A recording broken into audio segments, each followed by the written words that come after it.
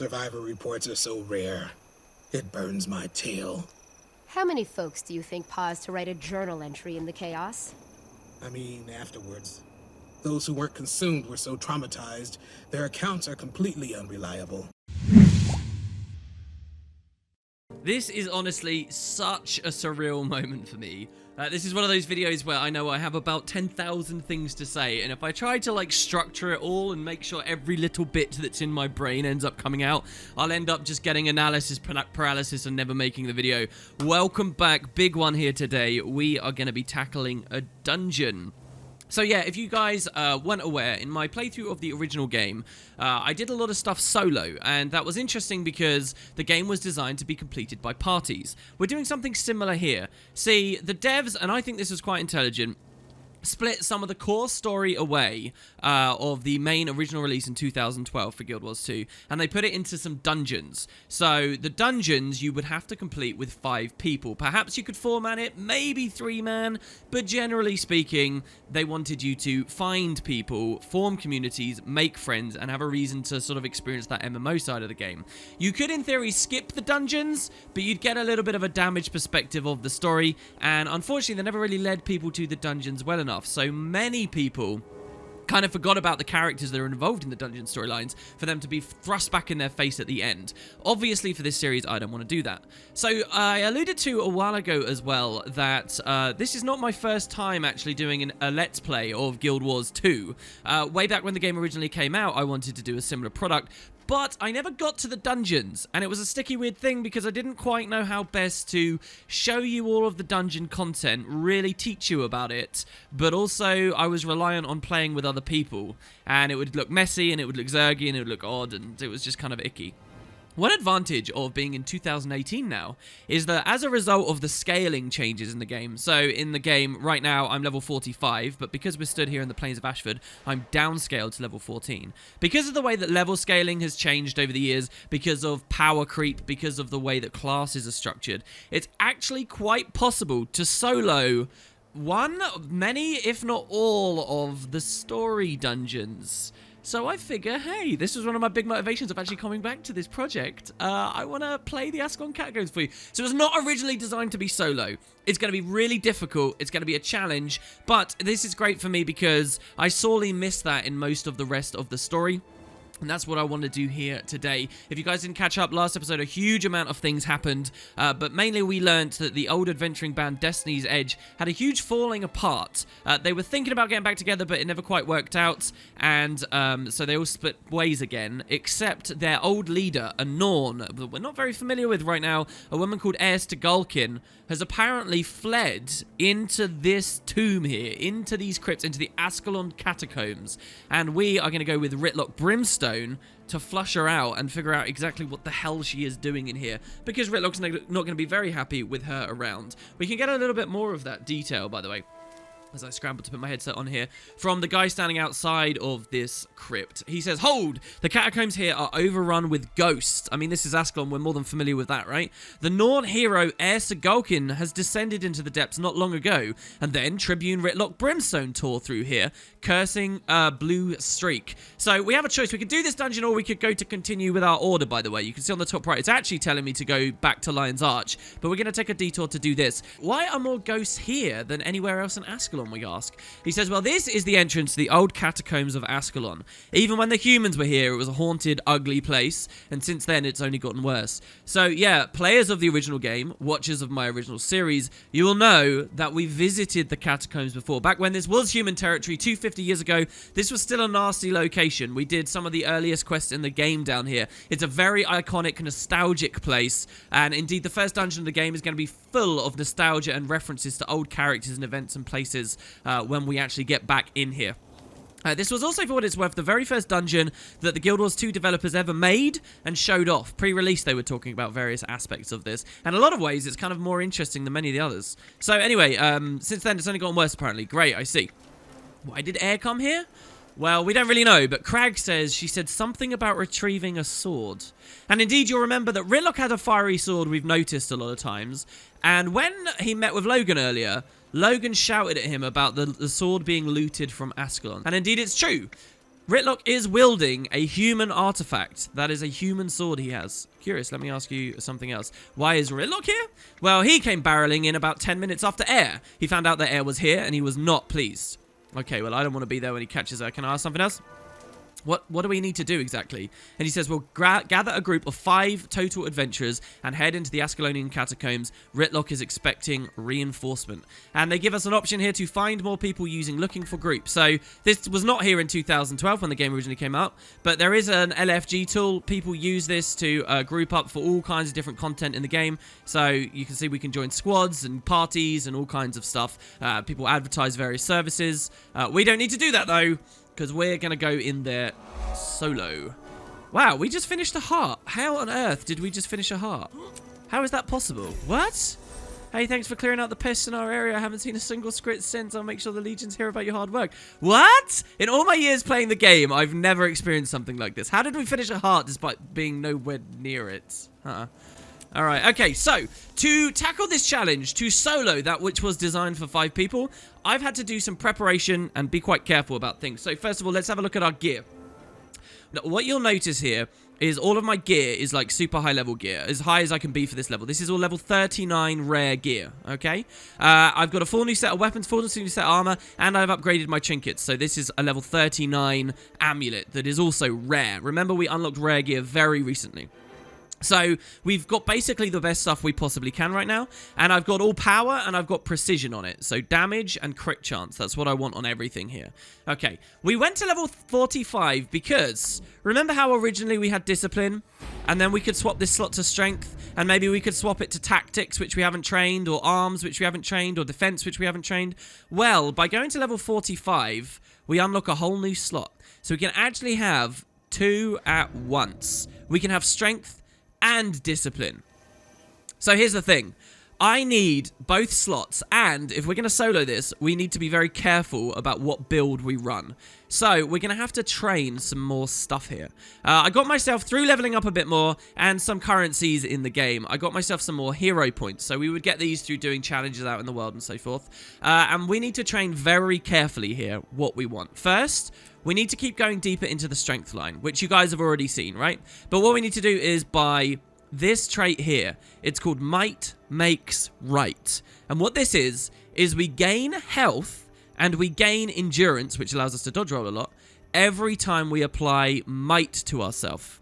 So might is what we get from all these. We've seen lots of might in the game already, right? So with that, we can go to our strength line here, and we get might when we dodge, and now when we dodge, we get might, which gives us health and endurance. So you can see the synergy here. Anything that ever gives us might is now giving us health and endurance, which is great. This last selection here, these 3, these are known as Grandmaster traits. Grandmaster traits in Guild Wars 2 are really powerful, big, important ones. They cost a lot of hero points to buy, and so all of them are all really good, right? So this other Grandmaster is called Berserker's Power. This gives us tons of extra damage whenever we use our F1. Which is great, but we need a little bit of a defense in this, because this is actually going to be hard. So we're going to take Might Makes Right, and there's another Grandmaster down here as well, which we're not going to get because it's not relevant for us, okay? So we're going to take that. We're going to keep Forceful Greatsword. So remember that trait we had earlier? When we hit people with our Greatsword, we get Might. Well, now we get Might, we get health, we get Endurance. You understand how this goes, right? And down here as well, we're going to keep Peak Performance, which I showed you before, which makes us do more damage after we kick people and stuff. So yeah, that's Strength. And then down here, we're not actually going to run Discipline at all. Discipline is great, don't get me wrong. The faster weapon swapping, there's lots of fun stuff I still haven't shown you. There's this axe trait, which is crazy, and we know we love axes. Maybe later in the series, we'll run more Discipline. But if we're going to get through the depths of the Ascalon Catacombs, we have to train in a new line entirely, okay? And what that line is going to be is the defense line. So, I'm going to buy all the way in to here. This is going to cost 44 points. We're going to go this deep into the tree, okay? Then we're going to go back to our build, and I'll talk about what we get. So, we can now slot defense. So, what do we get? First of all, thick skin. When we're over 3/4 health, we gain extra tankiness, extra toughness. So, the damage we take is reduced as long as we stay at high health. That's pretty nice. Next, we get a choice. Do we want to buff our shield stuff? Do we want to run Dogged March or Cull the Weak?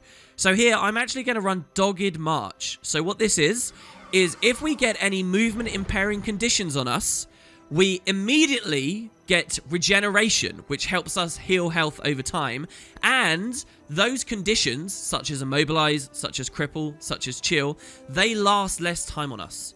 Next, we get this perk, adrenal health. So this is, as we spend adrenaline, so that is as we use our F1 ability down here, as we spend adrenaline, we gain more healing over time, which stacks on top of the regeneration we're getting from here, by the way. So we spend lots of adrenaline, and then we start healing up like mad. So this is really strong as well. Very, very nice. Okay, that'll help us stay alive against these deadly ghosts too. Next, we're going to take this trait here. It's called Defy Pain. So when we get hit below half health, we trigger this skill here automatically called Lesser Endure Pain. And this is a stance that means we take 0 damage from attacks. How cool is that? So basically, guys, we can still be hurt by conditions, but we kind of go invulnerable. When we hit half health, we go invulnerable for a full 5 seconds, and that can help us stay alive for a while. So it's really, really, really powerful, okay? Well, 4 seconds, actually. But then we get this trait, Spiked Armor. So we gain retaliation whenever we're struck by a crit, or if we block an attack. So when these ghosts critically hit us, we get another boon, which means we start splashing damage back passively onto them. And then finally, we're going to take this trait here. It's called Last Stand. This does tons of stuff. It's extremely powerful. So first of all, if any of them tried to crowd control us, knock us down, kick us away, put us on the floor, whatever, if we ever get disabled by a crowd control, we automatically proc another stance. It's called Lesser Balance Stance. And what Lesser Balance Stance does is it makes us immune to that knockdown or whatever. It makes us immune to future ones for a while because it gives us stability. It gives us swiftness. It gives us a stun break. And it makes us immune to critical hits.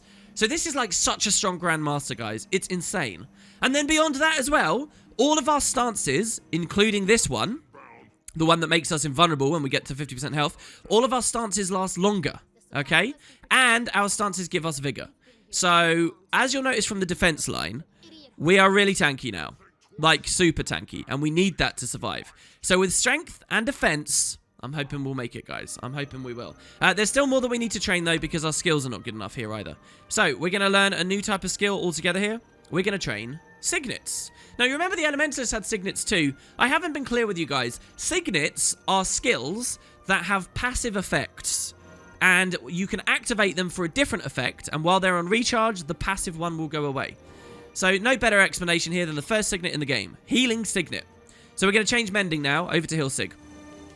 And what this does is it means passively we are always regenerating health. That stacks on top of this and this as well. So we get lots of healing constantly rolling away in the background here, which is super strong. We can also activate the healing signet to heal us in a spike, but that will take the passive away. So generally, I'm going to leave this signet on here, and we're just going to hold it. Then we're going to buy all the way through the tree to get the final signet. This elite signet here. The Signet of Rage. So let's equip this. What this does passively is it constantly gives us adrenaline while we're fighting. So we get back to the kill shot quicker, so that we get back to Earthshaker quicker, so we do any of that stuff faster. So that's good. And also, when we activate it, it gives us Might, Fury, and Swiftness. So we're going to be activating that a lot as well, because the Might becomes more healing from Might Makes Right, and becomes more dodges, and so on, right? So this is the build we're going to be running here. So we're going to buy those. Also, stances I already showed you a second ago. We're going to buy these stances here as well. We're going to buy a heal stance, which we'll look at later. We'll buy this stance, Frenzy, which makes us do loads of damage, which we'll look at later. But we're buying Balanced Stance, again, so we can use this. It's the same as the trait I showed you earlier. We can activate this. That feels good. And now, while we're in Balanced Stance, we are immune to CCs, and we cannot be critically hit. We also are going to use this stance, Endure Pain. When we use this, we become invulnerable for a little while. So that's very good as well. And then finally, we're going to keep a physical skill on. I'm going to keep Kick on, because that's a physical, and we have a trait for that. Woo! So there you go. That is the build. Let's get into the dungeon. Let's chase after Ritlock, and I'll talk a bit more about some other stuff. The Ascalon Catacombs are ancient tombs haunted by ghosts. Galkin has gone inside, followed by Ritlock. Recommended players 5. We're going to go in a line, baby.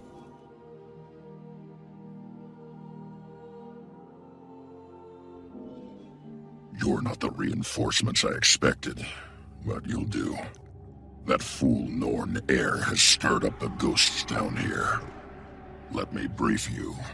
This place has a history, and I don't want your ignorance getting us killed. This was originally Char land. The humans pushed us out and built Ascalon on top of it. Over 200 years ago, we took our land back.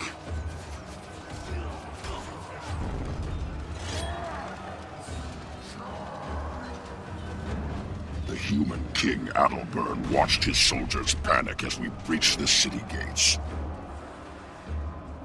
Facing certain defeat, the doomed king refused to surrender. Retreat? Retreat is not an option! Adalbern smashed his ancient blade Magder and cursed Ascalon. You will not abandon me! The blast incinerated the attacking legions and turned the defending humans into vengeful spirits. We will never surrender! Never! The ghosts see the living as invaders. They show no mercy and no weariness, only blind hatred. Adalbern's hatred. And now, Eir's gone right into the dead king's lair. What a mess. We're going after her. She's causing trouble, and I don't want anyone dying because of her foolishness. Alright, I regret that it takes a while to get into the video before we see that badass cutscene, but that sets the stage pretty well. Information hopefully you already knew as the series went along. But yeah, so welcome to the Ascalon Catacombs. We've come through the portal here. It's going to be very dark, it's going to be very moody, scary, and there's going to be several bosses and dangerous patrols and things for us to deal with. It's a pretty scary... I actually love this dungeon. This is one of my favourite dungeons in the game. So just before we speak to Ritlook and go on, there are a couple of tiny other little things I want to talk about. First, there's one more thing to look at with our gear, and that is runes and sigils. So, remember I told you we can upgrade our stuff? Well, I've done some preparation for that as well. So, we have some sigils here. They're very high level sigils as well. They're level 35, which is very close to our level. So, first of all, here are some sigils which you earn as rewards from this dungeon itself. They're sigils of ghost slaying. And what they do is they increase our damage to this specific enemy, ghosts. So, 5% damage versus ghosts. And we're going to want to use those in our stuff, just so that we can actually pressure these guys hard enough, alright? All the might that we'll be building gives us tons of damage, and we'll get fury and stuff, but still, we want to actually be able to keep up with the damage here. So we're going to use these sigils of ghost slaying, and when I'm going to put that on all of my weapons. I'll do that off screen in a second. The other sigils that I want to use are these ones here, blood sigils. There's actually loads of different ones I could use. I was having a lot of fun thinking about it for a while, but I figured we'll just do something simple. So what this means is we have a 25% chance when we crit someone to steal health from them. And so the stealing of their health is great because that actually means A, we do more damage, B, we gain more health. So that helps us survive even more, all right? So you can just see how incredibly strong we are. Compared to like the regular personal story right now, we are like a god, okay, in terms of our strength levels. But yeah, so that's what we're doing with sigils. And then we have runes as well. So remember, sigils go on weapons, runes go on armor. So we right now only have access to major runes, which stack intensity 4 times. So you see this rune of the ogre here. This is what I've gone with. The first one we equip gives us 15 power. Then if we equip another one, it gives us the tier 2 bonus, which is 21 ferocity, which is more crit damage, which is great. And then we get the tier 3 bonus, which is 30 power. And last but not least, we get the 4th and final bonus, which is a 15% chance when struck to summon a rock dog. So you remember the ogres we were fighting in the story with our father? They love pets, right? They're very their society basically entirely revolves around bonding with and treating with pets, right? And so we can take runes from them that actually makes us do something similar. So with this, we actually get a sort of animal companion. When we're attacked, we'll have a chance of summoning one of those rock dogs. How cool is that? So that's pretty badass already. And we get to max it out. But we still have 2 pieces of armor, right? So we don't need any more ogre runes. We've already maxed that rune out. What are these last 2? Well, we can pick something else. So I've decided to go here with the runes of the flock. So the tier 1 gives us extra healing potency, which is nice, considering we've got a lot of that. But the tier 2, we have a 9% chance, so a much lower chance than the rock dog. But we also have a 9% chance when struck to summon a bird that will strike the attacking foe. There you go. That's the last of the build craft. We've got our utilities on. Really, we just want to pick which weapons we want to start this with. And obviously, the greatsword is going to be hugely important at the start. And I'm actually going to run probably axe for for this first fight. Here we go. Let's see how it goes. Ritlock, I've done so much preparation for this, bro. I hope this will be good. He says, these catacombs will tear you up. We need strength and numbers. Come back with more bodies for the mission. Listen, Ritlock. We're good buddies at this point. You should know. I'm a pretty baller guy. What you see here is enough. He says, fine, take the lead and try not to die too quickly. This is instant death, okay, for like at launch balance to try and do this on our own. Let's see what we got. Let's get started. Good. You're ready. The sooner we can find that fool Norn, the sooner we can quit this foul place. Oh, God. So Eir is in here alone. I mean, this shows Eir's strength going in alone as well. What does he say? We need to stop Eir from shaking the Hornet's Nest. Hornet's Nest? The ghosts haunting this cesspool are angry. Eir's meddling will get them all riled up. I want to keep them down here where they do minimal damage. All right, that makes sense. And I mean, if the king, Adalbern's ghost itself is here, that'd be pretty scary, right? More to explore. So we reach the ossuary crypts. Some of these locations we'll recognize from Guild Wars 1, some of them we won't. And we get a ghost immediately comes at us. It's an Ascalon warrior. So you'll see that he actually has, or he has here, you can see, he's got his own healing signet, guys. His own one. Oh, I've just realized we still need another skill, by the way. He's got his own healing signet here. So they actually use, like, player skills, and they're really strong. There he is healing himself, right? So you see how we almost had him dead, and now he's healed up? These guys don't mess around. They are much more deadly than the other things we fought. But we can actually smash him down. My blood honors Ascalon. He shield bashed us, and yeah, your blood out. And on his Ascalon, well, you're dead now, buddy. So, by the way, yeah, actually, we want to train one more thing. Let's go to shouts now. I want to grab this shout here. It's called For Great Justice. What this does is it gives us a load of might and a load of fury. And I want to use that instead of endure pain. We're going to swap our weapons and things around quite a lot here to make sure we can actually tackle this fight. So, one thing with this dungeon, you see that little blue dot on the ground there? They represent places where sneakily you'll find enemies. So a Mesmer spawned there. A ghostly Mesmer was in the area there. Mesmers aren't too scary right now, but one of the hardest bosses in this dungeon will be a Mesmer, so we want to be careful. So there we go, kill him. We get a pile of shimmering dust.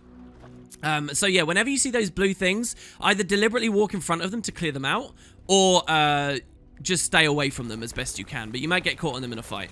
So, we get two doors here, two big doors. This one we can interact with. And it says, this gate has been mysteriously locked, but a key should be nearby. So it wouldn't be a good dungeon crawl without having to find a key to get through a door, right? You'll notice there's this other door. I'll explain more about that other door later, but we won't actually be going in there. So, we've got these crypts, which we can press F on. And you'll notice you can sort of open them up. That one seemed empty. I'm guessing that one of the keys is in one of these. Let's try this one. Ah, and so here we find an enemy inside. So here, as soon as this ghost spawns, I'm going to kick it to knock it down, so it can't use any skills, and I'm going to unload as much axe damage as possible. Look at that, we just rolled up to 7,000 damage on that guy. Did I just see 7k? Oh my god, we hit him so hard. Alright, what we got over here?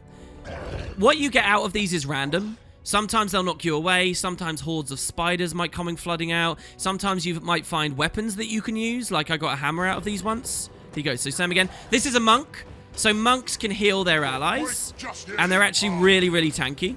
So we want to keep kicking this guy to make sure he can't heal. Do you see he's healing there? It's like what that warrior did before, but this guy will do it over and over and over again. I won't die in vain. I think you will. All right, so we get a softwood staff there as well. Well, this is pretty intense. The other thing is, guys, I kind of don't want my toons to die. I kind of want this to be like a permadeath playthrough, kind of, but I haven't had the guts to say it out loud. And so now here we are in the dungeon. Which I have practiced, okay, but for us to get through this without dying is going to be quite extraordinary.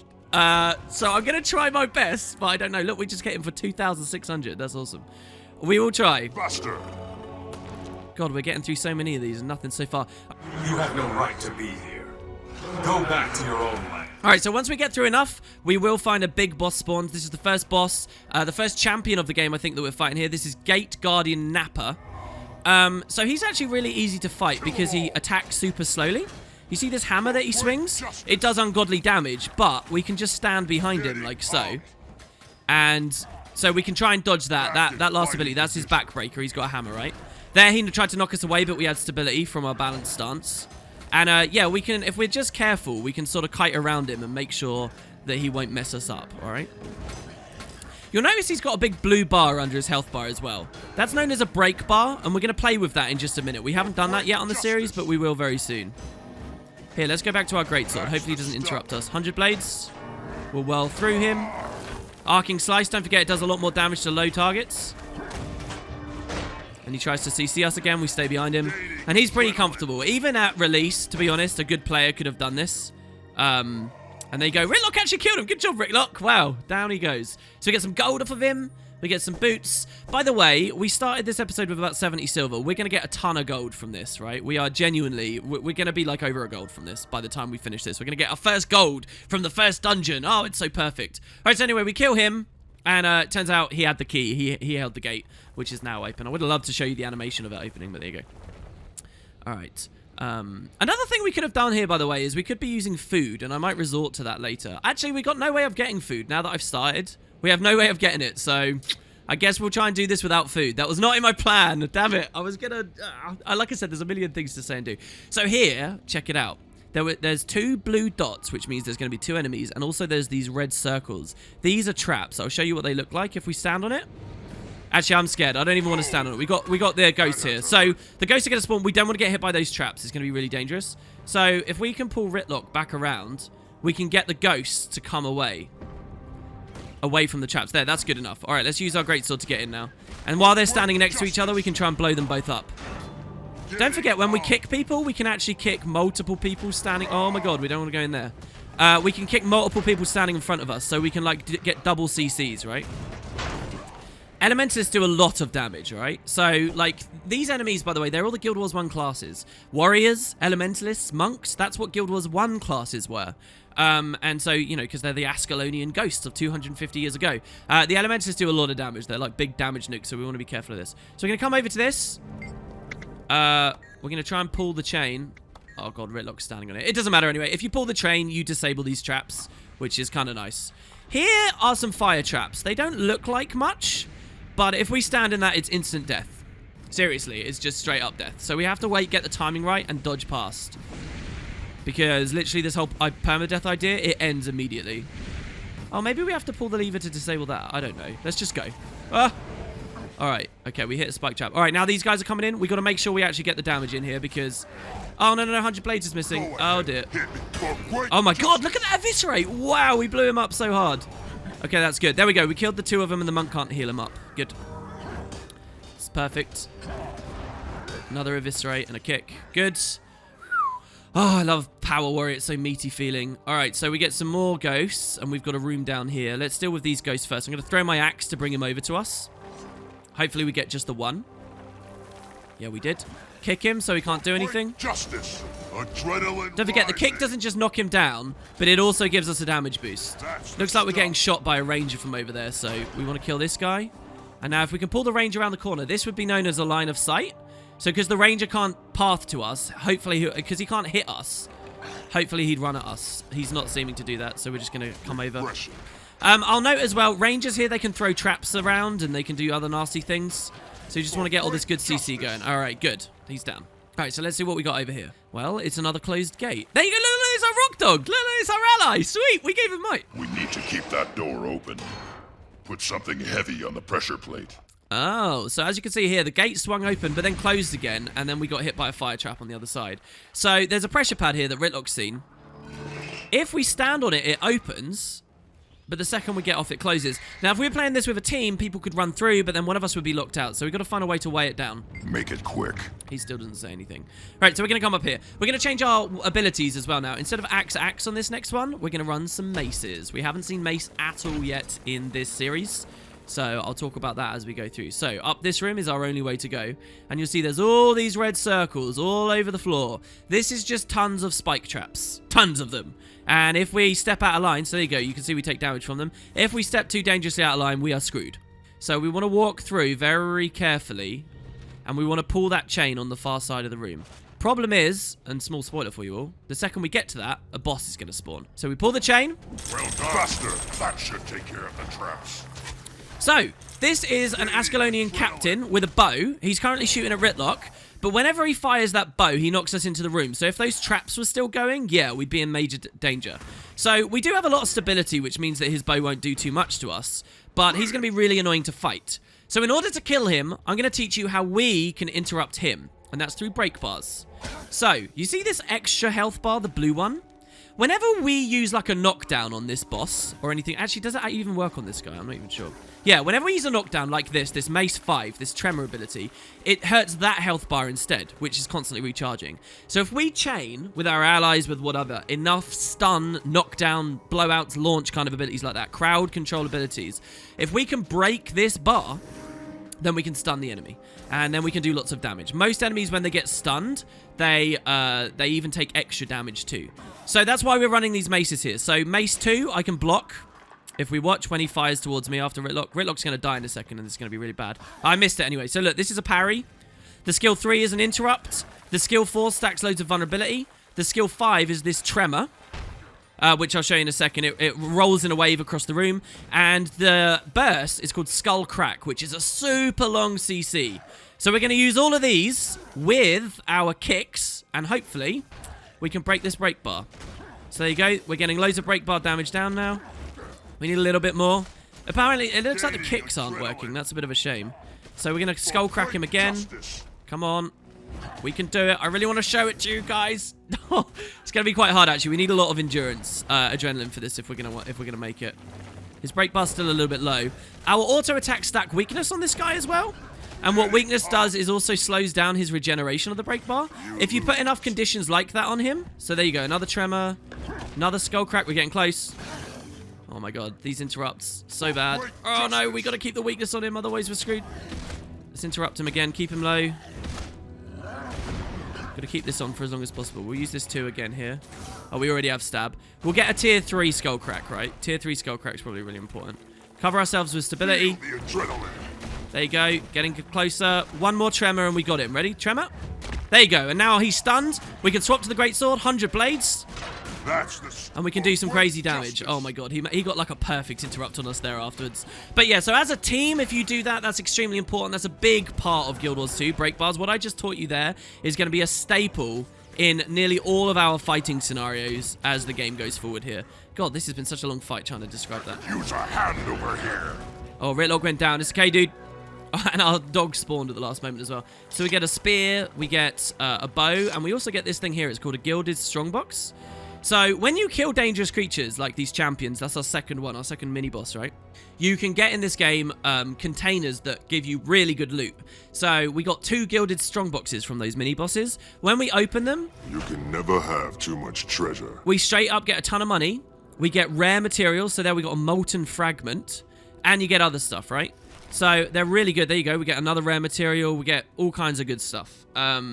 So yeah, you get good rewards for killing those mini-bosses. They just appear in the form of champion bags, all right? So that's a champ bag. If you ever hear anyone in Guild Wars talking about champ bags, that's what they're referring to. So anyway, we killed that boss, but to what end, man? What end? It's just another dead end. Well, there are some boulders in this room. And remember, we needed to weigh that pressure plate down. So how about we wander on back? And we place it down here. Still no major bosses just yet. If we drop the boulder... Voila, the door stays open. But remember, there were some fire traps. So, this next room, there, we can see. There's loads of gargoyles, statues on the walls that spit fire like mad on us. Yeah, look at that. There's tons. We can disable them by going up round the corner. But you see how much damage I took there. We can fight some enemies to disable them and whatnot. Or we can just charge through. And that's what I'd rather do here. So, there we go. Good. Deeper into the catacombs we go. I love this statue here. This room's really cool. Great. A graveling nest. It just keeps getting better and better. Seal that hole. If they're going to burrow, keep them doing it in the dirt, where they belong. So now we learn about a new type of ghost here, a new type of undead. These are gravelings. So there are hints, by the way, that there is a connection between this physical realm and another one, the underworld. Oh my god, the bleeds. Oh my god, this really hurts. I let them build up too much. Oh my god, and we still have mace. Oh my god, we've got to be really careful. They will actually do tons of damage. We've hit it at 50% health. So basically, we've got to break that burrow to stop them constantly, infinitely respawning. But it's really hard because there's a million creatures here. Oh my god. Okay, good. We broke it. And now we just got to get these away.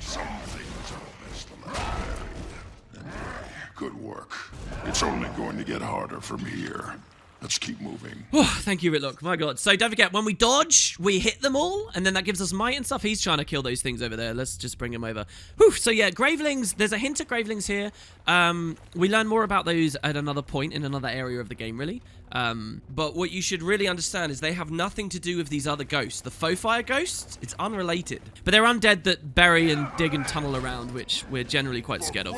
Justice. So I'm still on Mace right now, and I'm really scared that these guys are going to kill me. This could be really bad. Ritlock's not helping me either. We don't have either of our summons up. I'm going to use my elite. Kill them all. We got to like kite around here. This is going to be really bad if I'm not perfect. Oh god. Okay, so remember, when we hit people with our burst abilities, we gain healing, but we have to actually hit people with the bursts to get it. And I missed a big one there a second ago. So that's pretty bad. This is really bad, guys. We could be dead. We could be dead. Oh god, we got to get these maces off. Interrupt. It's that the elementalist is doing crazy damage. All right, get out of his storm. Get out of his storm. All right, good. We got him. We got him. We got him. Oh, okay. All right, let's get these maces off. The maces we'll really use to CC bosses and stuff. Otherwise, I think I'd rather use like, I mean, hammer's really good for CCs as well. We can run hammer here. Okay, it's all right. We're of the High Legions. We'll be good. It's all gravy, baby. We'll be fine. So here's another boss, Ascalonian Captain. Another break bar. And check it out. It's Ascalon. Now, this is interesting. She got all the way in here alone. So let's use our hammer to break his bar, right? Because we get lots of stuff on hammer to do that. We get Earth Shakers. Oh my god, he's doing so much damage. How is he doing so much damage? Oh my god, we gotta bail away for a second. Jesus. Jesus, Jesus, Jesus, Jesus. Eir, are you gonna keep helping? What's going on here, love? Alright, we can kick him. We just gotta dodge away. We gotta sustain for a bit. For great justice. We're gonna give ourselves might. Oh my god, I did not see this guy hit me so hard on my previous playthrough. He's gonna kill us. He's actually gonna kill us. We need to leave. I don't care. We'll let him break combat. We'll let him break combat. So basically, he'll leash away and he'll get full health. Why did we turn back? No. Oh my god, he's still coming. How is he still coming? How is he still coming? All right, Ritlock came back. For great justice. I can't believe it. Oh, look, we broke combat and he didn't, so we're healing now. All right, this is okay. I've never seen a mob like this. That's crazy. The devs this must be like some early code or something in the game that the devs put in because they don't want people like cheesing these encounters. Most of the time in Guild Wars, you can nearly always break combat like that. So we'll throw our blade trail away. I actually think we got this because now that Ritlock's back here with us, I actually think we'll be okay. We just have to be really cautious about what we do. Justice. We can't knock him away or anything with this hammer. That's the problem. And we haven't managed to do enough CC to break his bar. Can put weakness on him.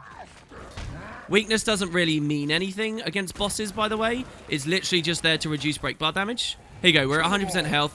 Let's do a big damage here. 100 blades. I'm sure we got it now. I'm sure we'll be all right. Our invulnerability at 50% health and stuff will be back up. Shake. Justice. Oh, why did that hurt so bad? That was really tough. Ritlock, what are you doing here? I came to stop you from inciting a full-scale ghost rampage. Why are you here? I'm looking for King Adalbern's legendary weapon, the sword called Magdir. Magdir? Magdir was destroyed when the Sorcerer King set off the faux fire. I think it survived. I believe the sword will be found at the top of these stairs. You are following a foolish human legend. You of all people should know the power of legends. You bear Magdir's twin, Sohathan. It was Rurik's sword. What if I do? Adalbern's sword is no more, just like his nation. Then let us go up the stairs and see for ourselves. So, we now see Eir's plan. And it's a pretty smart one, actually. She realizes that there's a rift between Logan and Ritlock. And so, she notices that Logan hates that Ritlock has a human sword. Well, there were two of them, twin swords. We saw this in the first game as well. How Ritlock got his sword, by the way, is quite curious, since in the previous game, last we saw it, it was left on the Fire Island chain. But if there is another sword, Eir plans to take it from here, give it to Logan, and the two might be able to bury the hatchet. Good plan, but does it actually exist? And I'll tell you what, guys, what we've just experienced of the dungeon, this is just the beginning. We now enter the heart of the dungeon. It becomes a little bit more open world. We get some decision about which directions we go in beyond this huge chamber. Oh my god, it's a cave troll. Oh my god, there's a random event. It's a cave troll. That's really bad. I need to flee. Okay, and we will do that next episode. Thanks very much for watching, guys. I will see you for the conclusion of Ascalon Catacombs tomorrow.